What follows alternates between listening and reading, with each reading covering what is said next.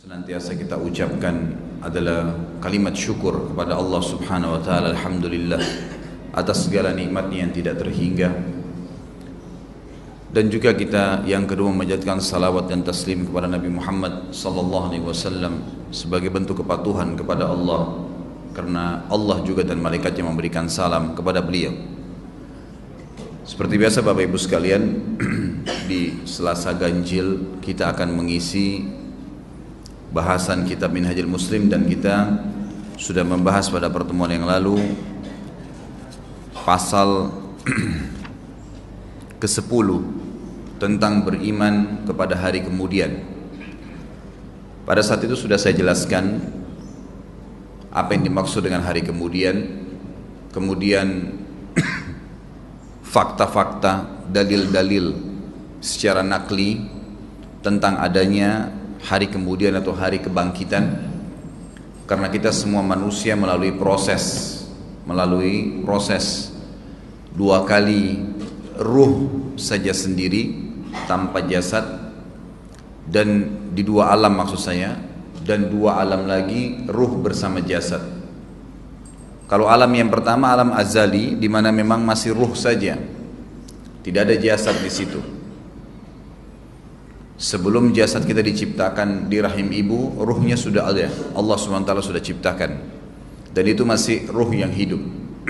Tentu kita tidak teringat apapun di sana, karena memang dengan hikmah Allah Subhanahu wa taala, setelah ruh ditiupkan ke jasad, barulah manusia itu bisa melihat, bisa berpikir, dan seterusnya. Dan tidak ada dalil menjelaskan tentang bagaimana ruh pada saat itu, tapi ada ayat Al-Quran yang menitik beratkan tentang adanya alam itu. Pada saat Allah SWT berfirman kepada ruh-ruh ini semua, a'udzubillahi minasyaitonirrajim, alastu birabbikum qalu bala syahidna, al-ayah. Pada saat itu Allah berfirman kepada seluruh ruh dan berkata kepada mereka, bukankah aku Tuhan kalian? Mereka mengatakan iya, dan kami menjadi saksi terhadap hal tersebut. Kemudian alam yang kedua yang kita hidupi sekarang, alam bumi, dan ini bergabung antara jasad dan ruh.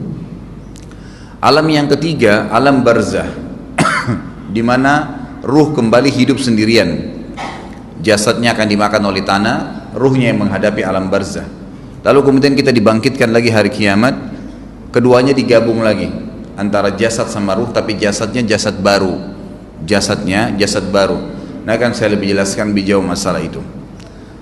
Intinya saya pernah menjelaskan pada pertemuan yang lalu tentang adanya bukti-bukti hari kebangkitan, dalil-dalil dari Al-Quran yang dimana Allah Subhanahu wa ta'ala menyampaikan masalah hal tersebut.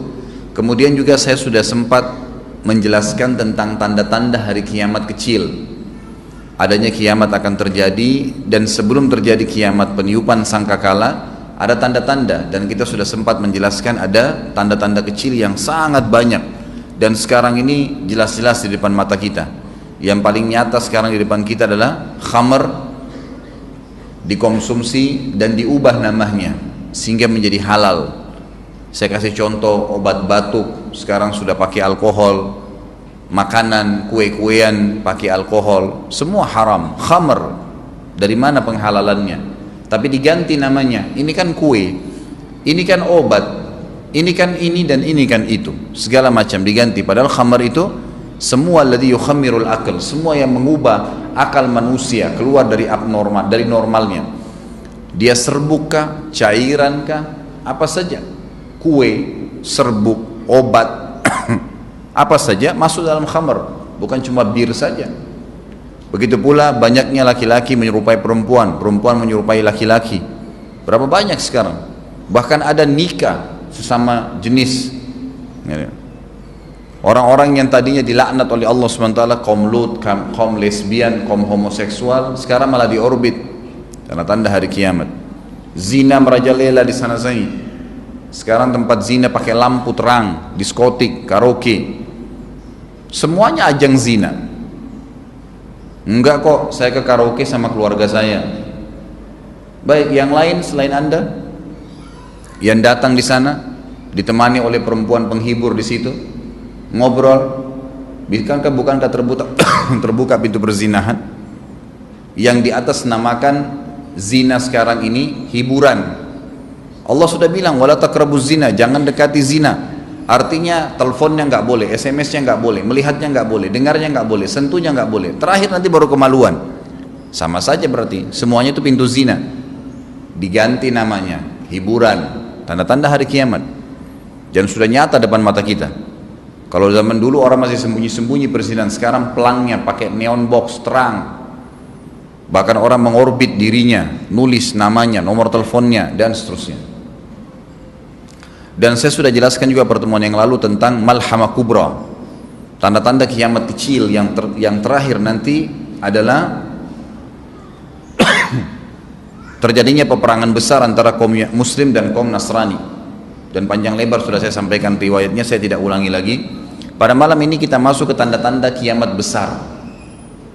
Ada tanda-tanda kiamat besar, artinya kalau sudah terjadi tanda-tanda kiamat besar berarti sudah akan terjadi kiamat yang dijanjikan. Ditiupkan sangkakala 2 kali.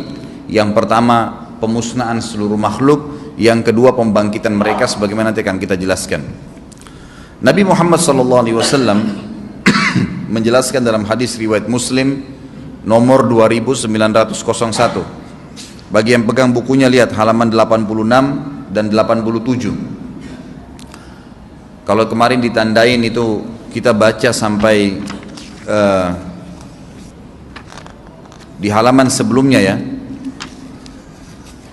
Kalau tidak salah kemarin itu kita sempat di halaman 82. Saya langkain dulu sekarang. Kita pindah ke halaman 86. 10 tanda-tanda kiamat besar yang disebutkan oleh Nabi SAW. Kata beliau, Inna sa'ata la takunu hatta takuna ashru ayat. Ketahuilah bahwasanya kiamat tidak akan pernah terjadi sampai muncul 10 tanda-tanda besar. Khasfun bil masyriqi wa khasfun bil maghribi wa khasfun bi jaziratil arabi wad dukhanu wad dajjalu wa dabatul ardi wa ya'juj wa ma'juj wa tulu'u syamsi min maghribiha wa narun takhruju min ka'ril adn tarhalun nasa wa nuzul Isa bin Maryam.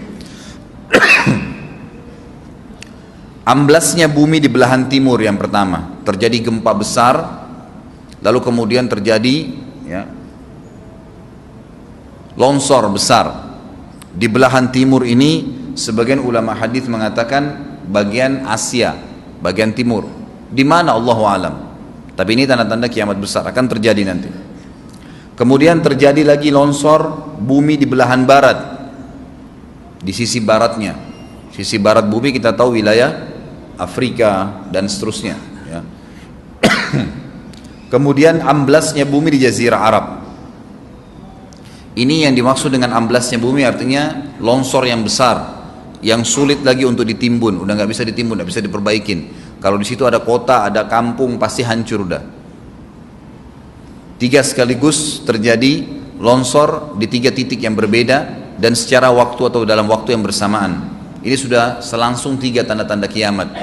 Jadi pada saat terjadi di timur itu tanda-tanda kiamat besar 1, terjadi di barat tanda-tanda kiamat besar 2, terjadi di Jazirah Arab tanda-tanda kiamat besar 3. Kemudian di dalam hadis ini disebutkan secara beracak. Nanti sebentar setelah saya terjemahkan hadis ini saya akan sebutkan urutannya. Lalu kata Nabi SAW, keluarnya Dajjal. Mohon maaf, ada kabut dulu, kabut yang menutupi bumi ini.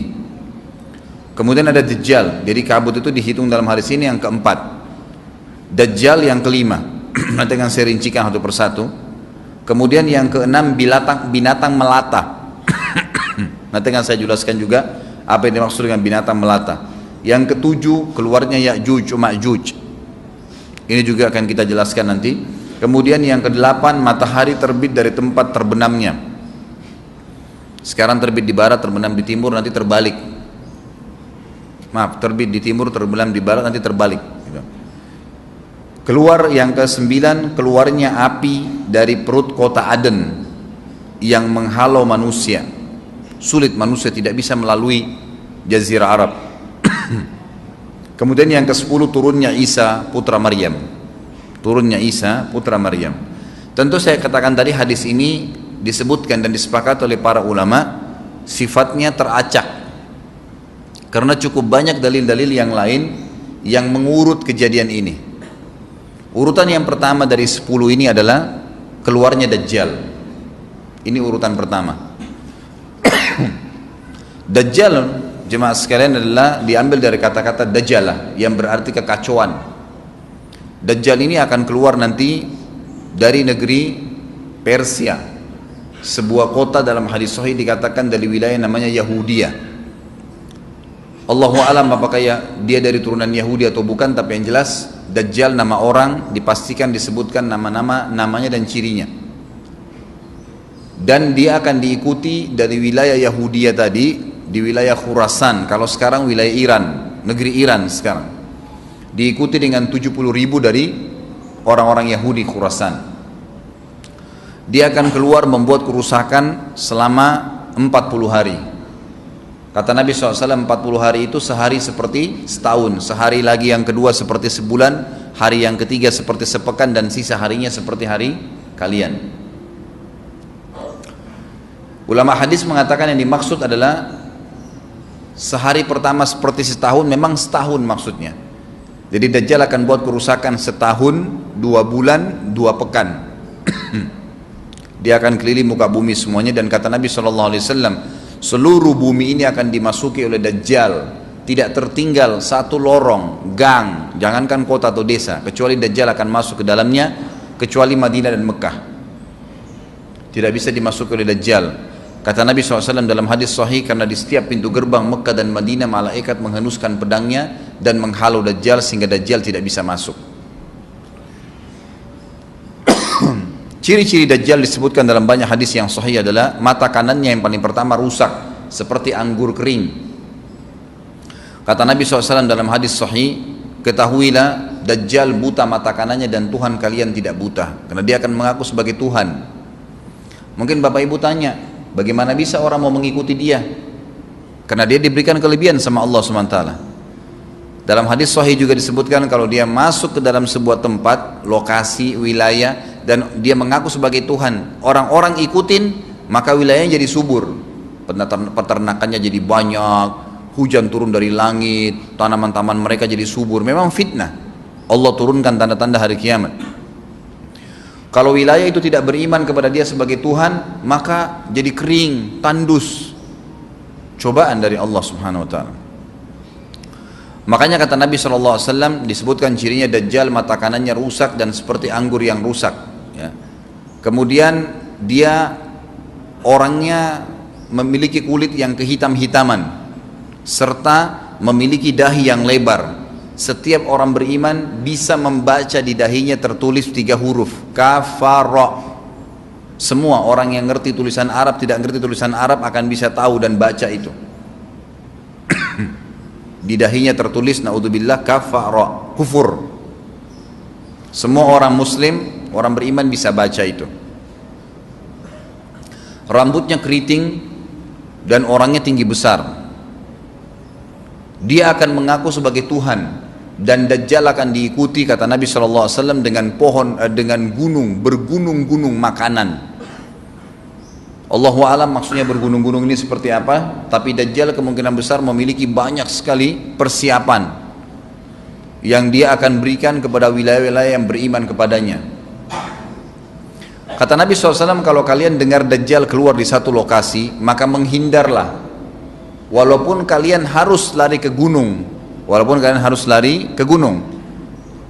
tapi kalau seseorang di antara kalian bertemu dengannya, maka kokohkanlah, artinya kuatkanlah iman kalian walaupun kalian harus dibunuh. Dajjal ini memiliki di tangan kanannya api, kelihatan besar, Allahu alam di telapak tangan atau di sebelah kanan tubuhnya. Kemudian di sebelah kirinya itu memiliki air yang sejuk seperti sebuah lautan yang luas.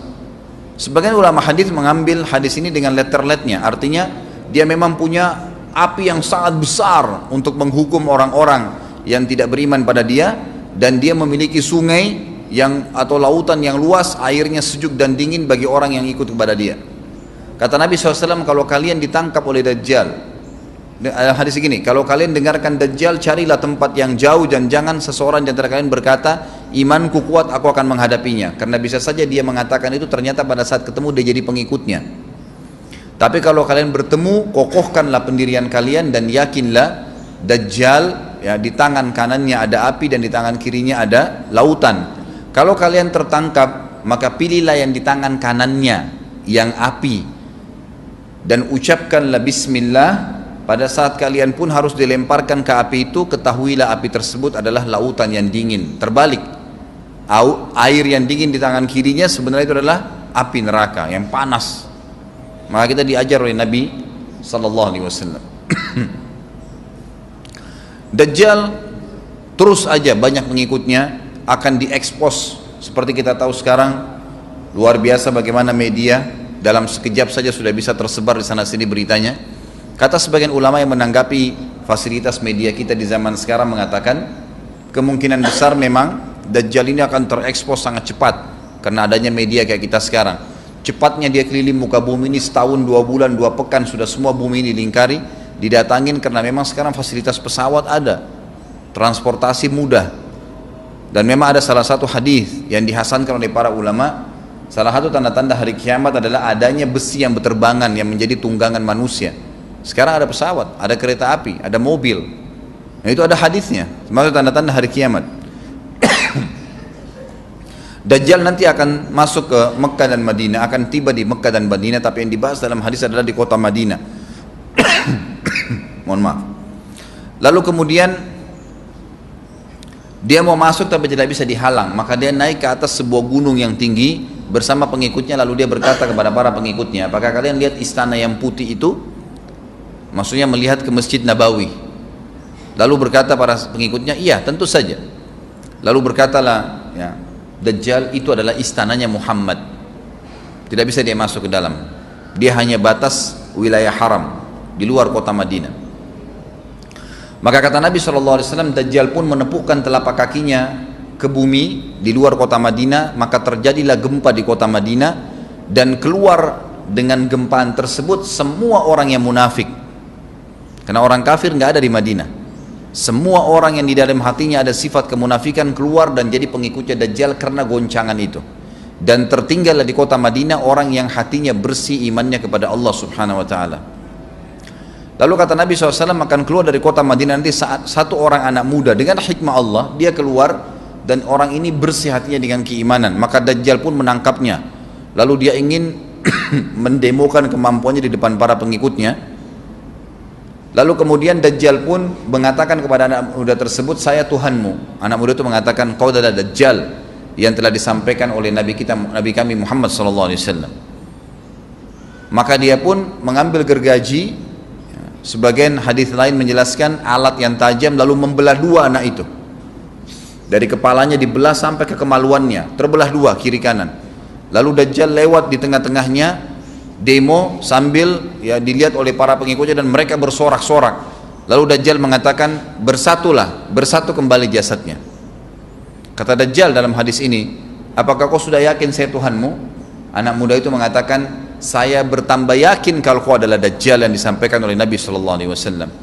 Kata Nabi SAW dalam hadis penutup, ini hadis sahih riwayat Bukhari, riwayat Muslim, ahli sunan, semua menukil tentang masalah Dajjal. Saya tidak sebutkan siapa-siapa perawinya karena memang ini semua hadis sahih. Cukup banyak hadisnya, saya satukan saja, jadi merangkai seperti sebuah cerita. Maka Dajjal pun akhirnya setelah itu tidak mampu menyentuh anak muda lagi, anak muda itu Allah SWT sudah selamatkan dia. Ringkas cerita, Mekah sama Madinah cuma dia laluin, kemudian dia menuju ke Palestina. Pada saat tiba di Palestina, Dajjal sendiri tidak tahu kalau ajalnya sudah dekat. Maka dia pun akhirnya ya berdemo di sana, menganggap dia punya sebuah kerajaan, sampai di daerah Palestina, tepatnya sekarang Israel. Subhanallah, direbut wilayah itu oleh Israel tanpa mereka sadari. Dalil-dalil wahyu menuntun mereka ke situ. Ada sebuah kota namanya kota Babelut di Israel. Itu kota itu ada, saya pernah lihat cuplikannya, termasuk kota yang diidolakan di dalam negeri Israel sendiri, namanya Babelut. Subhanallah, hadis menyebutkan nama Babelut. Hadis Nabi SAW dari 1400 tahun yang lalu mengatakan, nanti Dajjal akan berkumpul di sebuah wilayah namanya Babelut di Syam, Maksudnya di Palestina itu, Israel sekarang. Ada kota Babulud dan orang Yahudi sekarang lagi gencar membangun kota itu dan dianggap kota favoritnya Israel. Subhanallah. Dajjal akan masuk ke sana dan berkurung diri. Pada saat dia tiba di Palestina, waktu yang bersamaan di kota Madinah berkecamuk. Kaum muslimin sepakat semua keluar untuk mengejar Dajjal dan membunuhnya. Keluar dari kota Madinah satu orang yang namanya seperti namanya Nabi Muhammad SAW, Muhammad bin Abdullah, dan dia dari turunan Nabi SAW juga.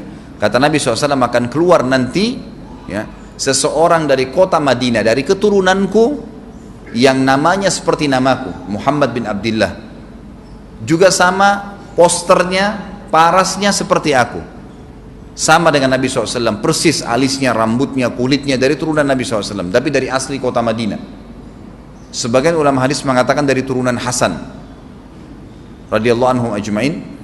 Intinya kata Nabi SAW akan keluar nanti dari kota Madinah, tapi akhlaknya bukan seperti akhlakku. Tentu tidak mungkin ada orang yang sama dengan akhlak Nabi SAW.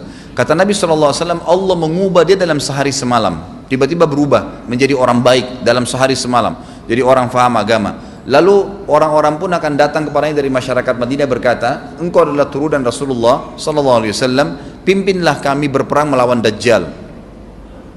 Maka dia pun menolak. Dia menolak awalnya, kemudian dia menuju ke Mekah diikutin dengan 300 orang pertama dari kota Madinah. Sampai di Mekah, setelah selesai dia tawaf, maka seluruh muslimin menunjuknya sambil mengatakan, engkau harus memimpin kami. Dan orang ini punya julukan Mahdi, dikenal dengan Imam Mahdi. Inilah tanda-tanda kiamat yang kedua. Setelah Dajjal keluar, buat kerusakan di muka bumi tadi selama 40 hari itu atau setahun lebih, kemudian keluarlah tanda-tanda kiamat kedua pada saat dia sudah tiba di kota Babulud di Israel. Keluarlah si Mahdi ini. Pada saat dia tiba di Mekah, dibaiatlah oleh banyak kaum muslimin, tidak disebutkan jumlah pasukannya. Maka terbentuklah pasukan jihad yang mengejar Dajjal menuju ke Palestina. Lalu keluar tanda-tanda kiamat 3, langsung berentetan semua. Makanya ulama mengatakan tanda-tanda kiamat kecil itu antara satu sama yang lain ada jarak-jaraknya. Tapi kalau tanda-tanda kiamat besar sekali datang, maka datang semua, gitu kan. Walaupun memang ada masa, gitu kan, ada masanya. Tanda-tanda kiamat besar yang ketiga adalah pada saat pasukan Imam Mahdi dengan pasukan jihad itu tiba di Darul Baydha namanya, menara kota putih yang ada menara putihnya, dan itu sekarang di negeri Syam, tepatnya di Damaskus, ibu kota Syria. Sebagian ulama mengatakan Masjid Jami' Syam, karena memang menaranya berwarna putih. Hadis menyebutkan di menara itulah, di masjid itulah Imam Mahdi mampir sholat asar bersama pasukannya, dan sudah dekat Syam, negeri Syam, masuk di dalamnya wilayah itu adalah Israel, ya sekarang Palestina, kemudian Syria, dan ini masjid ada di Syria, di Damaskus. Pada saat itulah datang tanda-tanda kiamat besar yang ketiga, yaitu turunnya Nabi Isa alaihissalam. Kata Nabi SAW dalam hadis Bukhari, hadis Muslim, hadis Sahih semuanya, dikatakan Isa alaihissalam akan turun sambil memegang kedua sayapnya malaikat, dan dari rambutnya yang basah meneteskan air. Pegang sayap malaikat turun, dan semua muslimin waktu itu menyaksikan, yang masih hidup zaman itu menyaksikan, dan ini wahyu, penyampaian, pasti terjadi. Maka dia pun turun, lalu kemudian dia masuk, dan orang-orang pada saat itu mengenalnya kalau dia adalah Isa, dan mereka sudah tahu ini masanya turunnya, keluarnya Dajjal, ini Mahdi sudah ada, mereka tahu akan turun Isa, sudah ada informasi seperti saya sampaikan ke Bapak Ibu sekarang, itu muslimin di zaman itu sudah tahu semua. Maka Isa pun alaihissalam waktu itu dipersilakan oleh Mahdi untuk jadi imam, maka dia pun mengatakan tidak, imam dari kalangan kalian. Dan kata Nabi SAW, ini kemuliaan bagi umat ini karena Nabi sholat di belakang umat ini. Semestinya kalau ada Nabi, pasti Nabi yang jadi imam, tidak mungkin digantikan oleh manusia biasa. Tapi waktu itu Imam Mahdi menjadi imam dan Nabi Isa sholat di belakangnya. Perlu anda tahu juga hadis Nabi SAW yang sahih yang berbunyi, kalau Musa dan Isa hidup di zaman aku sudah diutus, niscaya keduanya akan jadi pengikutku. Jadi memang kena kebenaran agama ini dibawa oleh Nabi SAW. Baik, sholatlah mereka, kemudian mereka menuju ke Palestina. 3 tanda-tanda kiamat sekaligus terjadi. Pada saat menuju ke Palestina, tiba di pintu gerbang Babulut. Dan di wilayah Babulut ini, kata Nabi SAW, nanti Isa akan masuk dan membunuh Dajjal. Dan setelah membunuh Dajjal, maka seluruh pengikut Dajjal dari kaum Yahudi akan bersebaran sembunyi di bawah batu dan pohon, di atas batu dan di bawah pohon. Semuanya batu dan pohon itu akan berbicara kepada setiap pasukan mujahidin, berkata, wahai muslim, ini Yahudi di atas saya atau di bawah saya. Batu bilang ini Yahudi yang sembunyi, yang pohon mengatakan, wahai muslim, ini Yahudi, bunuhlah dia. Maka dibunuhlah orang-orang Yahudi tersebut yang menjadi pengikut Dajjal oleh kaum muslimin, kecuali satu pohon, namanya pohon Garqat. Pohon Garqat ini pohon yang daunnya kadang-kadang agak kering dan ada duri-duri, ya, batangnya ada durinya. Subhanallah, pohon ini dikenal dengan pohon Yahudi karena satu-satunya pohon yang tidak akan bicara nanti adalah pohon ini.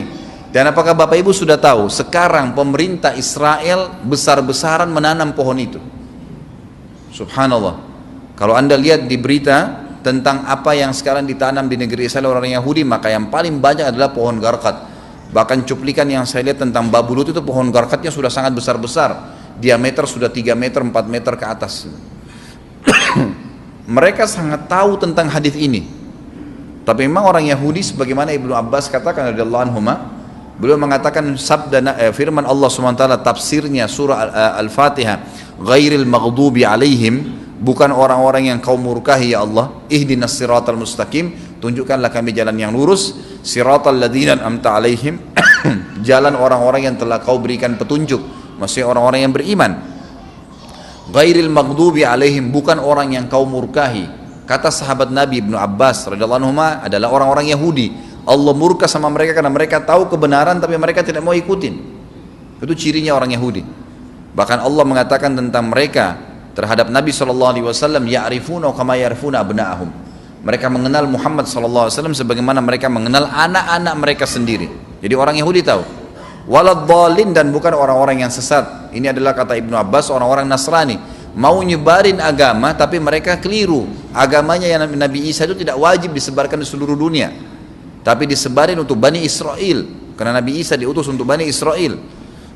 Mereka mau berdakwah tapi salah. Ringkas cerita adalah Nabi Isa alaihissalam akhirnya tiba dengan pasukan mujahidin di depan pintu gerbang Babulut.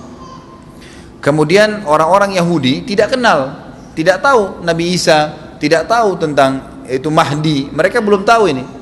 Mereka berbangga-bangga saja.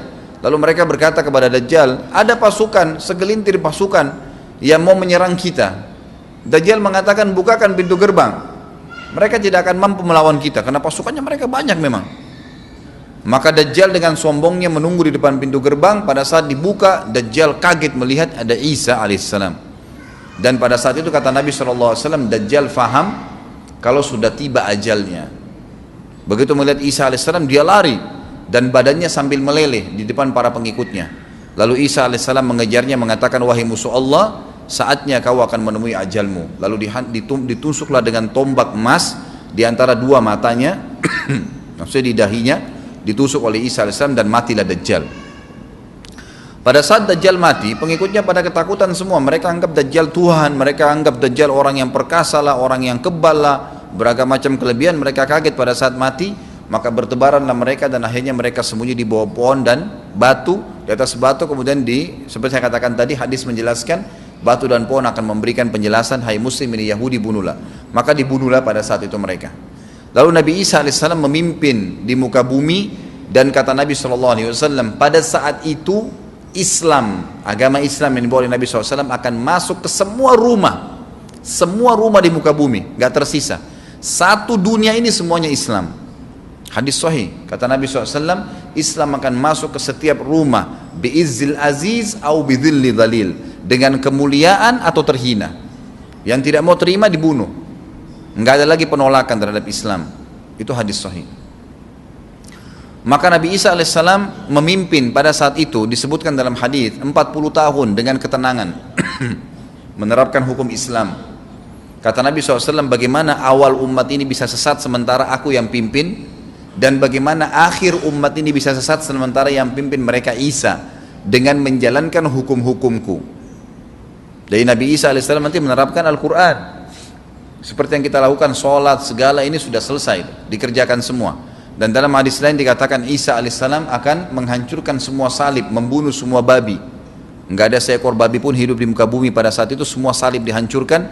Dan yang menjadi tidak ada agama lain, semua Nasrani, Yahudi, Hindu, agama apa saja habis semuanya. Semuanya beriman kepada Allah subhanahu wa ta'ala dan menjadi muslim.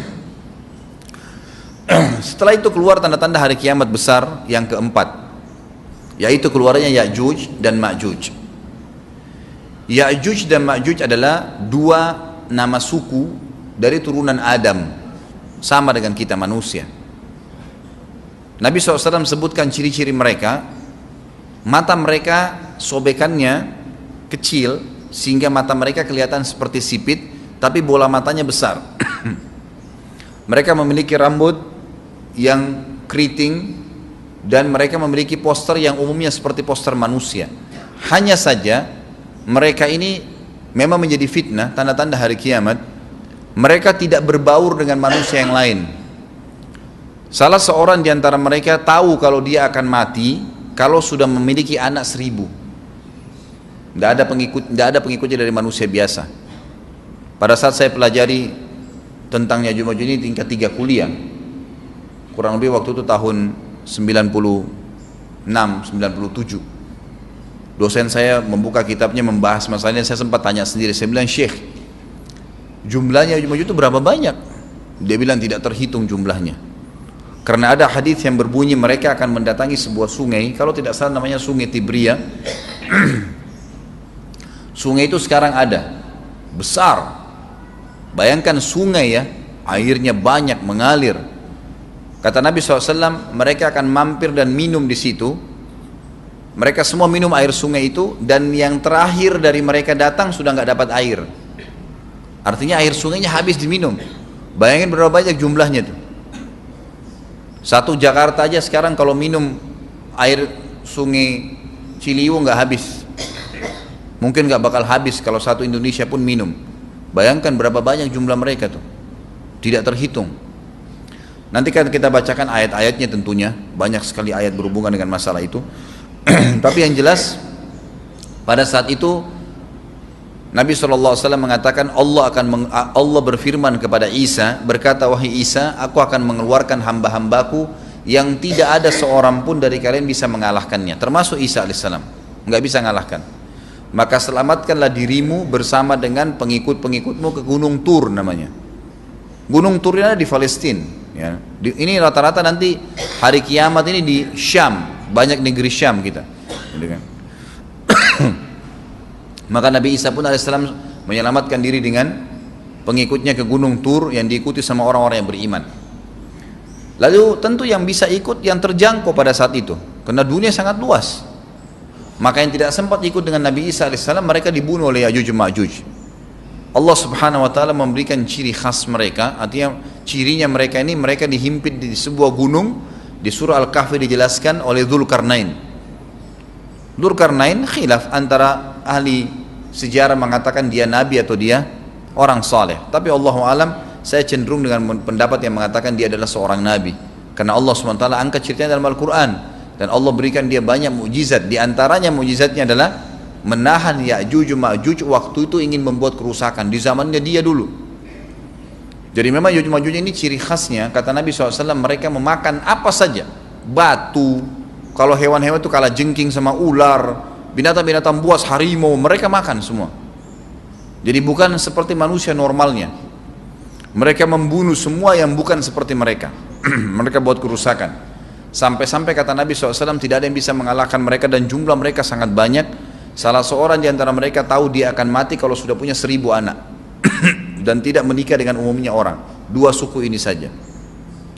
Kata Nabi SAW dalam hadis Bukhari, kecelakaanlah bagi orang-orang yang ada di Jazirah Arab. Kemungkinan besar makna ini adalah tempat mereka dekat dengan Jazirah Arab. Sebagian, ada satu syekh dari Mesir, sekarang ada bukunya sama saya dan sudah terjemahan bahasa Indonesia, judulnya Ya'juj Ma'juj. Kalau Bapak Ibu mau beli bisa, ada judulnya Ya'juj Ma'juj, tapi saya lupa penerbitnya apa. Itu agak tebal, harganya mungkin sekitar 85.000 atau 100 ribuan lah maksimal. Itu khusus, dan beliau adakan penelitian, saya baca dan memang sangat konkret dan ilmiah. Beliau mendatangkan fakta kalau tempat Ya'juj Ma'juj yang disebutkan dalam Al-Quran itu ada di Cina, tembok Cina. Jadi seperti yang disebutkan dalam Al-Quran, dua gunung yang disatukan, di antara celah gunung itu ditaruh tembaga-tembaga. Pernah pemerintah Cina mendapatkan ada celah dari tembok Cina itu yang bolong, waktu mereka mau tempel bolongan itu dengan batu tanah yang mereka biasa taruh sekarang, ternyata di dalam itu ada tembaga yang mengeras, dan seperti disebutkan dalam Al-Quran, di mana ya Zulkarnain mempertemukan antara besi-besi yang ditumpuk lalu dipanasi, dibakar sehingga menjadi meleleh, kemudian disirami lagi dengan timah yang meleleh juga dan dibiarkan kering sehingga menjadi tembok besi. Kata Nabi SAW, kecelakaan bagi orang-orang yang Jazirah Arab karena telah terbuka dari lubangnya Ya'juj Ma'juj sebesar ini. Udah kasih isyarat dengan jari ibu jari sama jari tengahnya. Artinya mereka sudah bisa melihat keluar. Tetapi kata Nabi SAW, setiap hari mereka terus menggali gunung itu, berusaha untuk keluar. Pada saat mereka tiba di malam hari, mereka capek, mereka mengatakan besok kita lanjutin. Mereka bangun besok pagi, gunungnya kembali utuh lagi. Sampai nanti waktu di mana Allah izinkan mereka keluar. Pada saat mereka keluar, maka mereka akan mulai membuat kerusakan.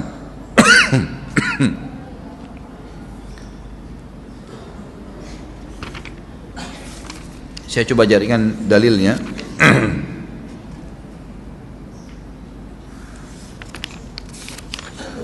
Tidak disebutkan sama beliau di sini, tapi memang ada tentang Ya'juj Ma'juj itu secara khusus.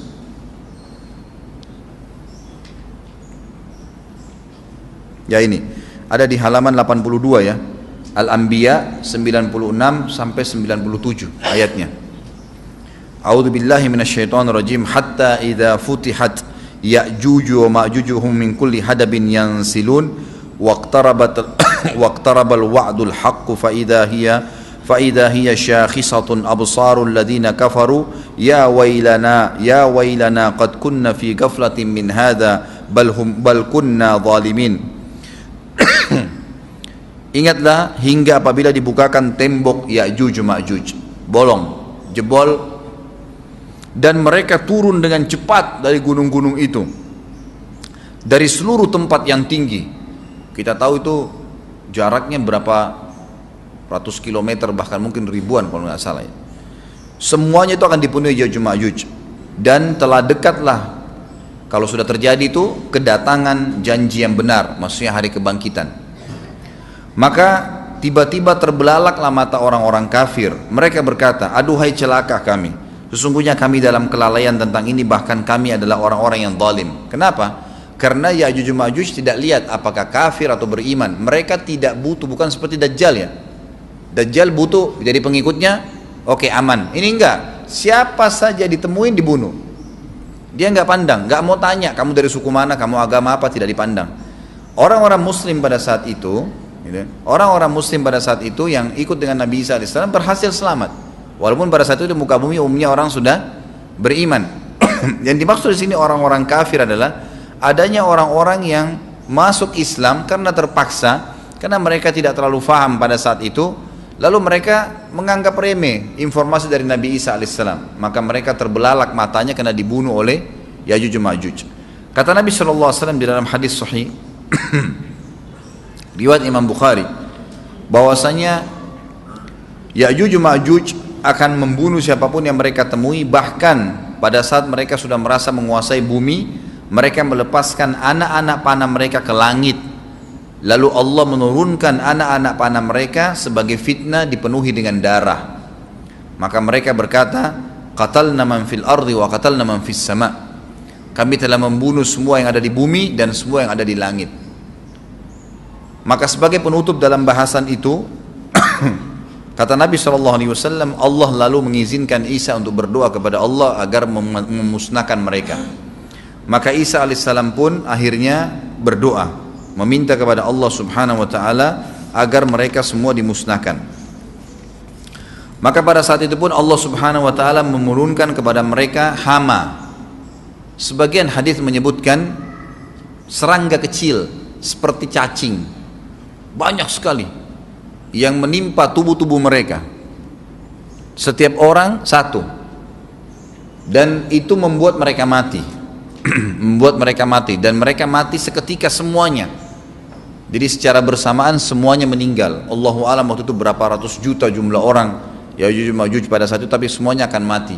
Dan seluruh muka bumi dipenuhi dengan jasad mereka.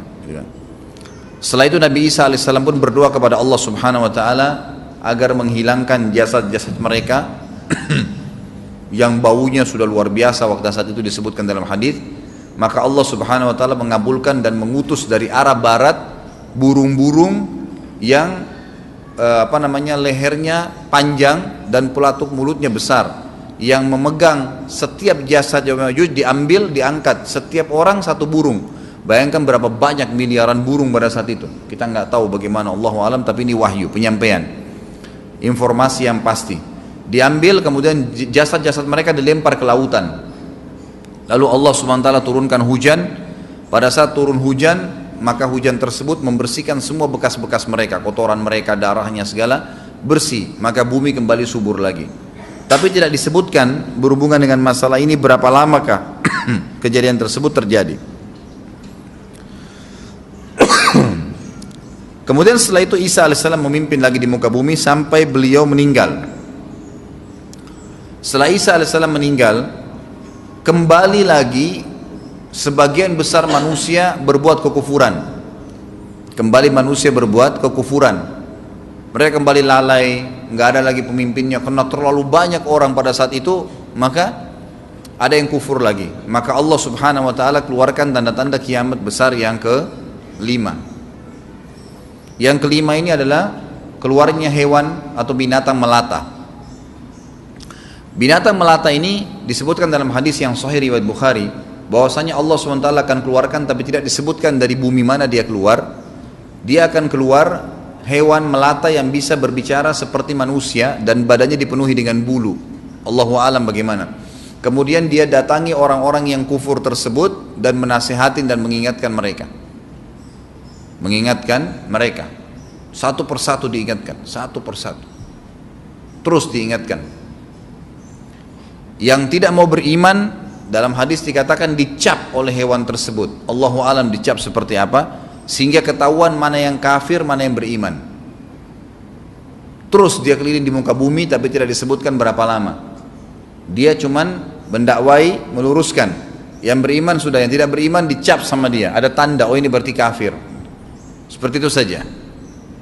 Lalu kemudian Allah lenyapkan si dabbah ini. Kemudian datang tanda-tanda kiamat yang ke-6. Tanda-tanda kiamat yang ke-6 yang lebih banyak dipilih oleh para ulama adalah terjadinya tadi 3 gerhana, 6, 7, 8. Itu berentetan semua. Longsor besar di timur, di barat, dan di jazirah Arab. Ini tanda-tanda kiamat terjadi serentak. Sudah 8. Kemudian terjadi yang ke-9, keluarnya api dari negeri atau dari kota Aden. Kota Aden ini di Yaman ya. Subhanallah, baru tadi malam saya lihat cuplikannya di YouTube. Ada wilayah di Aden, di kota Aden sekarang itu, dan itu hasil penelitian internasional. Aden itu dianggap kota yang paling panas di dunia karena di bawah kota Aden itu ada api yang bergejolak, dan api itu bisa keluar setiap saat membakar siapapun. Tentu hadis menjelaskan tentang masalah api yang keluar ini, artinya api bukan main-main, ini bukan kebakaran sebuah masjid atau sebuah bangunan 10 tingkat. Api ini bisa menghalau manusia untuk jalan karena panasnya. Sebagian riwayat menjelaskan api tersebut akan berdiri seperti gunung yang besar dan dari seluruh pelosok dunia bisa kelihatan. Kita bisa bayangkan bagaimana itu. Yang akhirnya akan menggiring atau menghalangi orang-orang untuk jalan, susah. Sebagian ulama hadis mengatakan mereka nggak bisa jalan, tidak bisa ada penerbangan, tidak bisa ada orang jalan karena panasnya bumi ini dari api tersebut. Dan subhanallah, tadi malam saya lihat cuplikannya, Bapak Ibu bisa ketik, kalau tidak salah atau ditulis di YouTube itu api di kota Aden, dan itu diambil gambaran amatir ya, orang mengambil sendiri itu. Jadi ada beberapa wilayah tanah di wilayah Aden itu memang asapnya keluar, dan pada saat dikorek di bawah itu memang api, bara api yang besar, dan itu memang kemungkinan besar akan keluar satu waktu, Allahu alam kapan. Tapi tanda-tanda kiamat. Dan yang terakhir tanda-tanda kiamat sebelum ditiup sangkakala adalah terbitnya matahari dari tempat terbenamnya. Dan ini sudah terakhir sekali. Makanya kata Nabi SAW, taubat akan diterima sebelum matahari terbit dari tempat terbenamnya. Artinya selama yang lain itu masih ada, masih bisa taubat. Kalau sudah itu sudah sulit. Ini tanda-tanda kiamat. Sebagian ulama menambahkan, ada yang mengatakan sudah masuk waktu. Baik, ini saja, kalimat ini saja saya sampaikan. Nanti baru kita break sholat. Habis itu seperti biasa ada tanya jawab, silakan setelah sholat sunnah ba'diyah. Sebagian ulama memasukkan tanda-tanda hari kiamat kecil, ada yang masukkan tanda-tanda kiamat besar. Ada dua hal. Yang pertama itu adalah keluarnya Dzu Suwakatain. Ada orang dari negeri Habasyah dikenal dengan Dzu Suwaka. Dzu Suwaka ini sak artinya betis. Diberikan julukan Dzu Suwaka karena betisnya sangat kecil, gitu kan? Betisnya sangat kecil. Orang ini, Bapak Ibu sekalian, kata Nabi SAW akan menghancurkan Ka'bah. Akan menghancurkan Ka'bah. Kata Nabi SAW, betisnya sangat kecil sampai diberikan julukan Dzu Suwakatain. Dan kata para ulama pada saat itu memang manusia sudah sunyi, nggak ada lagi yang datangin Ka'bah, orang-orang sudah lalai, gitu kan. Keluarlah orang ini. Makanya sebagian ulama masukkan dia tanda-tanda kiamat sebelum terbitnya matahari dari tempat terbenam. Ditambahkan ini yang ke-11 atau ini yang ke-10, terbitnya nanti kiamat yang ke-11. Maka dia akan mencabut, kata Nabi SAW, dia akan mencabut batu-batu Ka'bah satu persatu sampai rata dengan tanah. Dan saya sedang dilihatkan oleh Allah sekarang bagaimana pada saat dia mencabut batu itu. Hadis sahih riwayat Bukhari Muslim. Yang terakhir, yang kedua, yang berhubungan juga dengan tanda-tanda kiamat, ada yang memasukkan kiamat kecil, tapi ini lebih dekat dengan kiamat besar. Orang yang terakhir meninggal itu adalah orang dari asli suku Madinah yang sedang mengembala kambing. Ini termasuk tanda-tanda kiamat. Kata Nabi SAW, orang yang terakhir meninggal dari kalian kalangan manusia, semua orang sudah mati, tinggal dia sendiri, tapi dia nggak tahu. Dia lagi mengembala kambing, kemudian dia masuk dengan gembalanya ke kota Madinah, ditemukan semuanya tidak ada kehidupan, nggak ada orang, nggak ada binatang, nggak ada apa-apa, tinggal dia sendiri. Pada saat dia meletakkan telapak kakinya di kota Madinah, maka pada saat itu dia meninggal. Dan inilah manusia terakhir meninggal sebelum ditiup sangkakala terakhir, gitu kan. Allahu alam. Ini yang kita bisa sampaikan. Insya Allah kita akan kembangkan dengan pertanyaan. Tapi mungkin sebelum pertanyaan, saya coba akan membahas beberapa dalil insyaallah setelah sholat ba'diyah nanti. Subhanakallahumma bihamdika asyhadu an la ilaha illallah astaghfirullah wa atubu ilaih. Wassalamualaikum warahmatullahi wabarakatuh. Assalamualaikum warahmatullahi wabarakatuh. Alhamdulillah wassalatu wassalamu ala Rasulillah. Berhubungan tadi tentang masalah dabbah, binatang melata yang akan dikeluarkan oleh Allah. Anda kalau mau lihat di rumah bisa dilihat dalam surah An-Naml ayat 82. An-Naml ayat 82 tentang masalah binatang melata yang akan dikeluarkan oleh Allah Subhanahu wa taala. Tentu tadi setelah matinya Ya'juj Ma'juj, matinya Nabi Isa alaihissalam. Baik, kita sekarang sudah selesai membahas tentang tanda-tanda hari kiamat. Dan tadi termasuk tanda kiamat besar sudah sampai terakhir saya jelaskan. Sekarang tinggal proses sebelum hari kiamat itu sendiri. Di dunia ini akan terjadi kiamat, artinya penghancuran oleh Allah Subhanahu wa taala. Itu Allah ceritakan di dalam surah Az-Zumar ayat 68 sampai ayat 70. Saya bacakan Az-Zumar ayat 68 sampai 70. A'udzu billahi minasyaitonir rajim wa nufikha fis-sur fasa'ika man fis samawati wa man fil ardi illa man syaa Allah thumma nufikha fihi ukhra fa idahum qiyamun yanzurun وأشرقت الأرض بنور ربها ووضع الكتاب وجيء بالنبيين والشهداء وقضي بينهم بالحق وهم لا يظلمون ووفيت كل نفس ما عملت وهو أعلم بما يفعلون.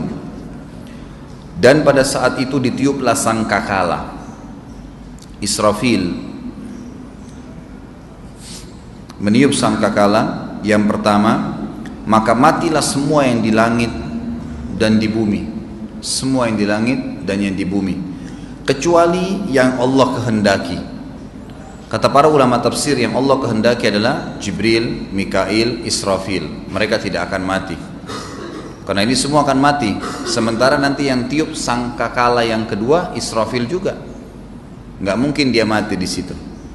Jadi semua di sini ya Allah musnahkan kecuali yang Allah inginkan. Kata ulama dari kalangan malaikat itu adalah Mikail, Jibril, Mikail, Israfil, 3 malaikat yang terkenal sebagai pemimpin para malaikat, dan 8 malaikat pemikul singgasananya Allah ya, yang dikenal dengan Hamalatul Arsh. Kemudian seluruh yang ada penjaga-penjaga surga dan penjaga neraka. Di surga ada malaikat Ridwan dan seluruh yang ada bersama dengannya, dan di neraka ada malaikat Malik dan seluruh kawan-kawannya menjaga neraka, serta semua yang ada di surga dari bidadari, dari wildanun mukhalladun, bidadara, semua itu tidak kena. Jadi di sini yang Allah maksudkan, yang dimaksudkan sini kecuali siapa yang Allah kehendaki tidak akan kena, tidak akan meninggal dengan tiupan sangkakala tersebut. Dalam sebuah hadis Bukhari dikatakan Allah akan menyuruh Israfil meniupkan sangkakala yang pertama, maka hancurlah semua ada di langit dan di bumi, semua bintang-bintang, semua makhluk, jin, manusia, hewan-hewan, tumbuh-tumbuhan. Kemudian ditiuplah sangkakala itu sekali lagi, dan di dalam hadis yang sahih, kalau yang pegang buku bisa lihat di halaman 89 ada hadisnya. Kata Nabi SAW dalam hadis yang diriwayatkan oleh Imam Muslim nomor 2955, ma bainan nafkhataini arba'un thumma yunzilu Allahu minas sama'i ma'an fayambutuna kama yambutul bagal atau bakal wa laysa minal insani syai'un illa yabla illa 'azman wahidan wa huwa ajbu dhanab minhu yurakkabul khalqu yaumal qiyamah. Jarak antara 2 tiupan trompet sangkakala itu 40 tahun. Ada sebagian ulama hadis mengatakan ini maksud dengan arba'un adalah 40 hari. Allahu alam. Yang jelas hadis mengatakan jarak antara 2 tiupan sangkakala 40. Ada yang mengatakan 40 hari, dan mengatakan 40 tahun. Kemudian Allah menurunkan air dari langit seperti air hujan, maka seluruh manusia tumbuh sebagaimana tumbuhnya sayuran. Tidak ada sesuatu pun dari jasad manusia melainkan akan hancur kecuali sepotong tulang, yaitu tulang ekornya. Darinya lah semua manusia dicipta ulang pada hari kiamat. Kita kembali ke ayat tadi, surah Az-Zumar ayat 68-70. Saya ulangi terjemahannya. Dan ditiuplah sangkakala, maka matilah siapa saja yang di langit dan di bumi kecuali siapa yang Allah kehendaki. Kemudian ditiup sangkakala itu sekali lagi, tiupan yang kedua. Untuk apa tiupan yang kedua? Membangkitkan makhluk, diciptakan kembali. Maka tiba-tiba mereka berdiri menunggu putusan masing-masing, kata Allah. Dan terang benderanglah bumi atau dalam kurung padang mahsyar dengan cahaya keadilan Rabb-Nya, dan diberikanlah buku perhitungan perbuatan masing-masing, dan didatangkanlah para nabi dan saksi-saksi yang diberi keputusan di antara mereka dengan adil, sedang mereka tidak dirugikan, dan disempurnakanlah bagi tiap-tiap jiwa balasan yang telah dikerjakannya, dan Dia Allah lebih mengetahui apa yang mereka kerjakan. Jadi ini cerita tentang ditiupnya sangkakala. Maka yang pertama pemusnahan, yang kedua pembangkitan. Ada ayat lain yang menceritakan tentang kasus ini, adalah surah Al-Haqqah. Al-Haqqah ayatnya 13-34. Kalau yang pegang buku bisa lihat di halaman 84 sama 85.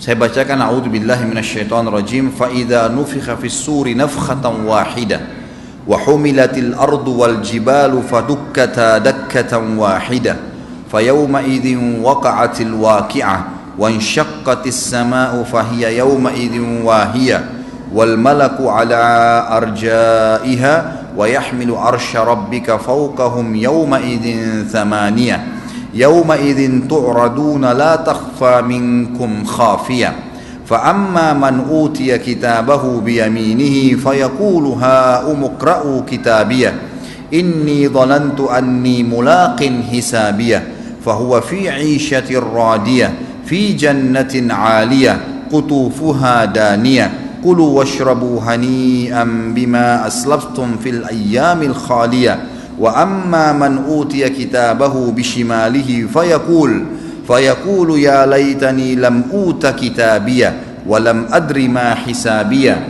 يا ليتها كانت القاضية ما أغنى عني ماليه هلك عني سلطانيه خذوه فغلوه ثم الجحيم صلوه ثم في سلسلة ذرعها 70 ذراعا فاسلكوه إنه كان لا يؤمن بالله العظيم ولا يحض على طعام المسكين. Al-Haqqah ayat 13 sampai 34. Allah rincikan luar biasa.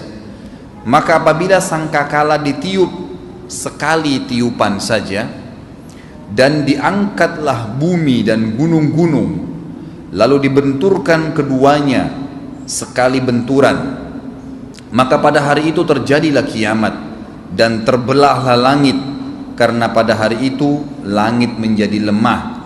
Ini ayat ya, saya cuma baca terjemahannya. Dan malaikat-malaikat berada di penjuru-penjuru langit. Jadi pada saat itu ulama tafsir mengatakan bumi semuanya gunung-gunungnya tercabut sehingga bumi seperti kapas gitu kan. Karena yang membuat bumi jadi berat bisa bertahan karena ada gunung-gunung yang seperti paku, dicabut semuanya, kemudian gunung-gunung tersebut ditabrakkan ya dengan bumi tadi. Allahu alam bagaimana prosesnya, tapi ini ayat Al-Quran yang menceritakan. Kemudian langit akan terbelah. Sebagian ulama tafsir mengatakan terbelahnya langit ini membuat akhirnya seluruh ya malaikat bisa kelihatan. Karena Allah mengatakan di sini dan terbelahlah langit karena pada hari itu langit menjadi lemah dan malaikat-malaikat berada di penjuru-penjuru langit. Dan pada hari itu 8 malaikat menjunjung arsy Rabbmu di atas kepala mereka. Ini yang saya bilang tadi, 8 malaikat pemikul singgasananya Allah yang tidak kena tiupan sangkakala tadi. Pada hari itu kalian dihadapkan kepada Rabb kalian. Tidak ada sesuatu pun dari kalian yang tersembunyi bagi Allah. Adapun orang-orang yang diberikan kepadanya kitabnya dari sebelah kanan. Nanti pertemuan akan datang kita akan jelaskan. Pada saat nanti sudah dibangkitkan, kita akan menunggu di mahsyar. Berapa lama menunggunya, apa kejadian di sana, sampai Allah datang mengadil dan nanti akan diterima. Orang-orang yang masuk surga akan terima buku dengan tangan kanannya. Buku-buku akan berterbangan semuanya. Nanti akan yang orang yang masuk surga akan datang sendiri ke tangan kanannya. Orang yang masuk neraka akan datang bukunya ke tangan kirinya. Allah ceritakan, adapun orang-orang yang diberikan kepadanya kitab di sebelah kanan tubuhnya, di tangan kanannya, maka dia berkata, ambillah, bacalah kitabku ini. Sesungguhnya aku yakin bahwasanya sesungguhnya aku akan menemui hisab terhadap diriku. Maksudnya aku akan menuju ke tempat yang dijanjikan surga. Maka orang itu berada dalam kehidupan yang diridhoi dalam surga, yang tinggi, buah-buahannya dekat. Kepada mereka dikatakan makan dan minumlah dengan sedap disebabkan amal yang telah kalian kerjakan pada hari-hari yang telah lalu di dunia. Nanti insya Allah ada pertemuan akan datang juga. Selain kita cerita tentang mahsyar pandang lebar satu pertemuan itu, nanti juga kita bahas tentang surga dan neraka. Itu juga butuh pertemuan sendiri. Surga satu pertemuan, neraka juga satu pertemuan, akan ada bahasan sendiri. Ini secara global Allah ceritakan bagaimana prosesnya. Setelah mahsyar, hisab langsung ada, orang terima tangan kanan akan masuk ke dalam surga. Nanti kita jelaskan surga itu bagaimana tanahnya, kerikilnya, pohon-pohonnya, pakaiannya, luar biasa, segala macam. Adapun orang-orang yang diberi kepadanya kitab dari sebelah kirinya, tangan kiri dia berkata, wahai alangkah baiknya kiranya tidak diberikan kepadaku kitabku ini, karena dia sudah lihat kalau tangan kiri pasti ahli neraka, dan aku tidak mengetahui apa hisab terhadap diriku. Wahai kalau kiranya kematian itu telah menyelesaikan segala sesuatu, coba dulu waktu aku mati udah selesai, udah nggak ada lagi hisab, gitu kan. Dan aku tidak mengetahui. Lalu dia mengatakan, coba seandainya kematian itu bisa menyelesaikan semuanya, hartaku sekali-kali tidak bermanfaat bagiku yang dia kumpulkan di dunia, telah hilang kekuasaan dariku. Allah berfirman, peganglah dia, kepada para malaikat, belenggulah tangannya di lehernya, kemudian masukkanlah dia ke dalam api neraka yang menyala-nyala, kemudian belitlah dia dengan rantai yang panjangnya 70 hasta. Sesungguhnya dia dahulu tidak beriman kepada Allah yang maha besar, dan juga tidak mendorong orang lain untuk memberikan makan miskin atau orang-orang miskin. Jadi ayat ini menjelaskan kepada kita tentang ditiupnya sangkakala, dan kemudian terjadi dua kali, satu kali penghancuran, satu kali lagi pembangkitan.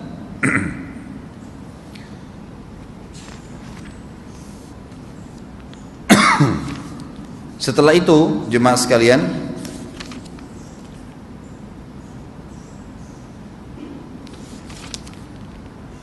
sebentar.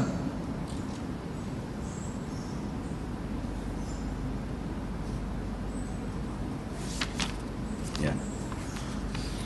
Setelah ditiupkan sangkakala yang pertama hancur semua, ditiupkan sangkakala kedua, maka Allah turunkan hujan dan bangunlah semua manusia. Pada saat mereka bangkit di mahsyar, maka pada saat itulah terjadi kebesaran Allah Subhanahu wa taala. Semua manusia akan dibangkitkan. Dalam hadis kata Nabi SAW riwayat Bukhari, kalian akan dibangkitkan pada hari kiamat di mahsyar, tinggi kalian seperti ayah kalian Adam, 60 siku ke langit, berarti 27,5 meter. Dan semua wanita akan kembali kepada poster ibunya Hawa, 40 siku ke langit atau 17,5 meter. Lalu kemudian kalian akan dibangkitkan dan berdiri semua di belakang para nabi-nabinya, dan kalau yang tidak ikut nabi maka berdiri di belakang sesembahannya. Maka Allah berkata kepada orang-orang yang menyembah selain Allah, ikutilah sesembahan-sesembahan kalian. Lalu Allah datangkan yang sembah berhala, berhalanya Allah datangkan, disuruh ikut di belakang berhala tersebut. Yang sembah binatang, yang sembah syaitan, yang sembah dukun, apa saja, semua Allah suruh ikut. Dan tinggallah orang-orang yang beriman yang berada di belakang saf para nabi-nabi yang akhirnya yang beriman kepada Allah Subhanahu wa taala. Lalu pada saat itu kita akan dibangkitkan dalam kondisi tidak menggunakan pakaian, tidak menggunakan alas kaki, dan tidak berkhitan atau terkhitan. Disebutkan dalam hadis yang sahih 67, itu footnote nomor 67 riwayat Imam Muslim. Yang pegang buku bisa lihat halaman 89. Beliau SAW pernah berkhutbah berkata, ayyuhan nas, hai sekalian manusia, innakum mahsyuruna ila rabbikum hufatan uratan gurla. Wahai sekalian manusia, sesungguhnya kalian pasti akan dihimpun di padang mahsyar di hadapan Rabb kalian dalam keadaan telanjang kaki, telanjang badan, dan tidak tersunat. Ala wa inna awwalal khalqi yukhsa Ibrahim alaihissalam, dan ketahuilah bahwasanya hamba Allah yang paling pertama diberikan pakaian adalah Ibrahim alaihissalam. Wa innahu sayuja'u birijalin min ummati, dan akan didatangkan nanti sekelompok orang dari umatku, fayu'khadu bihim dhatas shimal, dan mereka diseret ke sebelah kiri, maksudnya akan dimasukkan ke dalam neraka. Fa'aqulu, lalu saya berkata, ya Rabbi ashabi, wahai Tuhanku, kayaknya mereka itu adalah sahabat-sahabatku. Fayaqulu innaka la tadri ma ahdathu ba'dak, sesungguhnya kau tidak tahu apa yang mereka lakukan sepeninggalmu. Kata para ulama hadis, dijabarkan oleh para sahabat yang memahami dari Nabi SAW hadis ini adalah orang-orang yang tadinya masuk Islam, kemudian mereka lemah, lalu mereka murtad setelah Nabi SAW meninggal. Seperti kasus kaumnya Musailam al-Kadzab, gitu kan, yang mengaku sebagai nabi dan akhirnya banyak pengikutnya, 100.000 sukunya dia mengaku dia sebagai nabi dan mengkufur kepada risalah Nabi Muhammad SAW. Jadi seperti itu akan dibangkitkan pada hari kiamat dalam keadaan seperti ini. Hadis Bukhari yang lain menjelaskan bahwasanya Nabi SAW berkata, kalian akan dibangkitkan dalam keadaan telanjang kaki, tidak menggunakan pakaian, dan juga tidak tersunat. Lalu Aisyah berkata, ya Rasulullah, kalau begitu orang akan saling lihat melihat. Kata Nabi SAW, wahai Aisyah, pada saat itu bukan seperti yang kau bayangkan. Setiap orang memikirkan keadaannya masing-masing. Setiap orang memikirkan keadaannya masing-masing. Saya kasih contoh rasional Bapak Ibu sekalian. Kalau seandainya terjadi kebakaran besar-besaran, atau longsor, atau banjir, atau misalnya musuh lagi menyerang, kemudian ada di depan Anda orang yang berlarian tidak pakai pakaian, masih sempatkah kita muncul syahwatnya? Sudah tidak. Begitulah kurang lebih gambaran di mahsyar. Orang nggak bakal melihat lagi auratnya orang lain, udah nggak ada syahwat. Orang pikirin bagaimana menyelamatkan dirinya, sama sekali tidak ada lagi pikiran ke situ. Jadi kita harus paham kejadian tersebut bukan lagi kejadian seperti yang dibayangkan oleh banyak orang. Kemudian juga ada hadis Nabi SAW. Pernah suatu hari Aisyah radhiyallahu anha ingat tentang neraka, lalu beliau menangis. Lalu Rasulullah SAW bertanya, "Ma yubkiki?" Ini di halaman 90 ya, kalau yang pegang buku. Hadis sahih diriwayatkan oleh Abu Daud. Maaf, hadis hasan diriwayatkan Abu Daud. Apa yang membuat kau menangis wahai Aisyah? Qalat, Aisyah berkata, "Dzakartun nara fa bakaitu." Saya mengingat neraka dan siksaannya maka aku menangis. Fahal tadhkuruna ahlikum yaumal qiyamah? Saya ingin tanya ya Rasulullah, apakah kalian akan mengingat keluarga kalian di hari kiamat kelak? Artinya nanti suami ingat istri enggak pada saat itu? Lalu faqala, Nabi SAW menjawab, "Ama fi thalathati mawatina fala yadhkuru ahadun ahada." Ketahuilah wahai Aisyah, ada 3 tempat di mana orang tidak akan mengingat siapapun. Lalu beliau mengatakan, "Indal mizani hatta ya'lama ayakhiffu mizanuhu aw yathqul." Yang pertama, pada saat timbangan amal sudah didatangkan sampai orang itu tahu timbangannya berat atau tidak, amal solehnya berat atau tidak. Dia tidak akan ingat yang lain, tidak ingat istri, tidak ingat suami, tidak ingat orang tua. Dia mau menyelamatkan dirinya sendiri. Wa inda tatayurus suhufi hatta ya'lam aina yaqa'u kitabuhu fi yaminihi am fi shimalihi am min wara'i dhahri. Dan yang kedua, pada saat buku-buku amal berterbangan sampai dia tahu kitabnya amalnya itu ke tangan kanannya atau ke tangan kirinya atau ke pundak belakangnya. Sebagian ulama hadis mengatakan dimaksud dengan ke pundak belakangnya adalah orang-orang Muslim yang masih punya dosa, maka mereka menerima dari belakang buku-buku mereka, artinya mereka harus masuk neraka dulu baru masuk ke surga. Wa indas sirati idza wudi'a baina dhahra jahannam hatta yajuz. Dan yang ketiga adalah orang tidak ingat orang lain pada saat sirat sudah dibentangkan di atas neraka jahannam sampai orang itu tahu dia selamat atau tidak. 3 keadaan ini orang tidak akan ingat yang lainnya. Jadi ini keadaan yang akan terjadi, dan insya Allah kita akan lanjutkan pertemuan akan datang nanti dengan timbangan amal seperti apa. Karena timbangan amal itu Bapak Ibu sekalian bukan seperti timbangan kita yang kita tahu sekarang, tapi timbangan ini seluas pandangan mata manusia, gitu kan. Sebagian athar menyebutkan seluas langit dan bumi, dan timbangan itu memiliki lidah yang akan menghardik orang-orang yang berbuat amal buruk. Dalam hadis nanti akan kita jelaskan, hadis Bukhari, nanti akan datang hari kiamat orang yang badannya besar, tinggi besar, karena dia ingin supaya amal berat, amal solehnya bertambah berat supaya masuk ke surga, maka dia pun loncat ke dalam timbangan itu. Padahal pada saat itu kita sudah jelaskan tadi hadis Bukhari, pada hari kiamat semua laki-laki akan seperti poster ayahnya Adam. Bayangkan kalau 27,5 meter tinggi seorang laki-laki loncat ke dalam timbangan, seperti apa timbangannya itu? Dan kata Nabi SAW, itu tidak berpengaruh terhadap timbangan amalnya.